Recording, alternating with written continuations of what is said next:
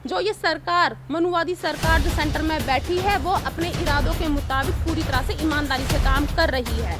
उनका काम है हमें बर्बाद करना, हमें पीछे की तरफ धकेलना और वापस हमारी कमर में झाड़ू और गले में हांडी बांधना उनका ड्रीम है, और वो उस ड्रीम को लेकर अपने इरादों के अकॉर्डिंग वो अच्छा काम कर रहे हैं। आज संविधान और कानून उन लोगों के हाथ में है जो पूरी तरह से न्याय व्यवस्था को, कानून व्यवस्था को खत्म कर देना चाहते हैं। आप अपने दुश्मनों को नहीं पहचान रहे हो, आप अपने दुश्मनों का घर कर रहे हो।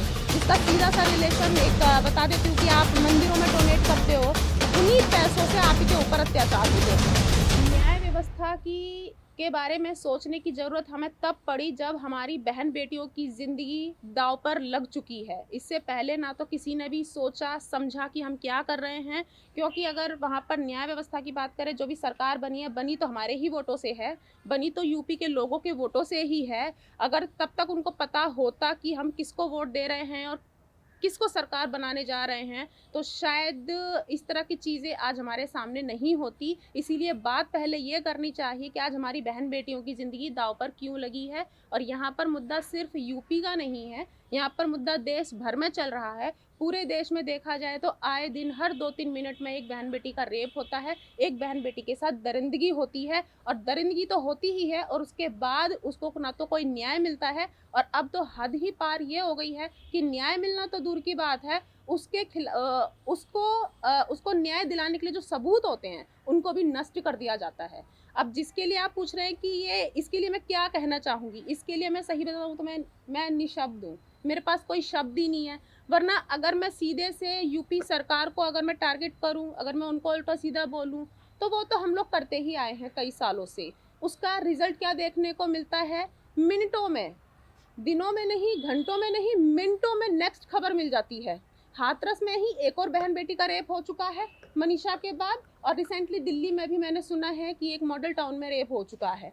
तो आप कैसे कह सकते हैं, आप यूपी तक कैसे सीमित रह सकते हैं, और कहाँ पर आप न्याय व्यवस्था की बात कर सकते हैं, और कहाँ पर यूपी सरकार से आप न्याय मांगने की बात कह सकते हैं। अब इसके बाद अगर मैं मेन कॉन्सेप्ट पे बात करूँ तो हमें समझना पड़ेगा कि प्रॉब्लम कहाँ पर है। हम और हमारे लोग, हमारा समाज यहीं पर गलती करता है कि वो कभी भी रूट तक नहीं जाता, किसी भी समस्या की रूट तक नहीं जाता है, वो सिर्फ पत्ते पत्ते गिनता घूमता रहता है। जो समस्या करंटली हो रही है, हमारी बहन बेटियों के साथ दरिंदगी होना और न्याय व्यवस्था का चरमराना, आज जो हमारे सामने सबसे बड़ी समस्या आ रही है, बहन बेटियों के साथ लगातार हो रही दरिंदगी और उन्हें न्याय ना मिल पाना, सरकार को चुप्पी साध लेना, इसके पीछे का सीधा सा कॉन्सेप्ट है, और वो सबको क्लियर भी है। उसके बावजूद हमारे लोग सिर्फ शोर मचाने का काम कर रहे हैं, समस्या को समझने का काम नहीं कर रहे हैं, समस्या का समाधान करने का काम नहीं कर रहे हैं।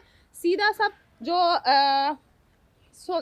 सा टॉपिक जो है, कॉन्सेप्ट जो है, वो यही है कि आज जो केंद्र में जो सरकार बैठी है और यूपी में जो सरकार बैठी है, पूरा क्लियर है कि वो हमारे खिलाफ है, इसमें कोई डाउट है ही नहीं। बच्चा बच्चा जानता है कि वो सरकार हमारे अगेंस्ट में बैठी है, हमें बर्बाद करने के लिए बैठी है, कहीं भी वो हमारे लिए न्याय व्यवस्था चाहती ही नहीं है। और फिर भी अगर हम उनसे न्याय की बात करते हैं तो ये हमारे लिए बेवकूफ़ी की बात है। न्याय की बात और न्याय का सवाल वहाँ उठाने की बात होती है जहाँ पर हमें उम्मीद होती है कि वो हमारे लिए न्याय करेंगे। लेकिन अगर हमें यहाँ पर संविधान पर विश्वास होता है, कानून पर विश्वास होता है, लेकिन आज संविधान और कानून उन लोगों के हाथ में है जो पूरी तरह से न्याय व्यवस्था को, कानून व्यवस्था को खत्म कर देना चाहते हैं। और ये जो हादसे हो रहे हैं, ये प्री प्लान है। ये मत सोचिए कि ये अचानक से हो रहे हैं, ये प्री प्लान है। ये सरकार के द्वारा जो भी प्लानिंग हो रही है, जिसका मैं एक एग्जाम्पल अपने अकॉर्डिंग ही दे देती हूँ कि मुद्दे तो मेन उठते हैं। मुद्दा तो किसान का चल रहा था, आंदोलन तो किसान हक के लिए चल रहे थे। उस मुद्दे को कहीं ना कहीं दबाने के लिए हमारी बहन बेटियों को शिकार बनाया, बहन बेटियों को टारगेट किया जा रहा है। पूनम जी, आपने देखा होगा जो स्वर्ण समाज है पूरी तरह संगठित होके वो एकदम उन पक्ष दोषियों के जो साथ में आ गया और कह रहा है कि ये जो आरोपी हैं उनके साथ में लगातार वो आवाज उठा रहे हैं कि हम न्याय व्यवस्था के खिलाफ हैं या उसके खिलाफ हैं। तो उन संगठनों को आप कहना क्या चाहेंगे, उन लोगों की मानसिकता को क्या कहना चाहेंगे आप? देखिए, हमारे अंदर आज जो सबसे बड़ी ज़रूरत है उसको हम इग्नोर करते हैं, और वो ज़रूरत कभी ना कभी बाबा साहब ने महसूस भी करवाई थी, और वो ये थी कि अपने दुश्मन को पहचानो, आप अपने दुश्मनों को नहीं पहचान रहे हो, आप अपने दुश्मनों का घर भर रहे हो। जिसका सीधा सा रिलेशन एक बता देती हूँ कि आप मंदिरों में डोनेट करते हो, उन्हीं पैसों से आप के ऊपर अत्याचार होते हैं। इस कॉन्सेप्ट को समझने की ज़रूरत है, अपने दुश्मन को पहचानने की ज़रूरत है। ये जो सामने जो सरकार बैठी है, ये ब्राह्मणवादी व्यवस्था है, ये सारे एक दुश्मन के रूप में हमारे सामने बैठे हैं। अब जो ब्राह्मणवादी व्यवस्था है, वो जो दुश्मन है वो अटैक करने के लिए एक तो होगा ही होगा।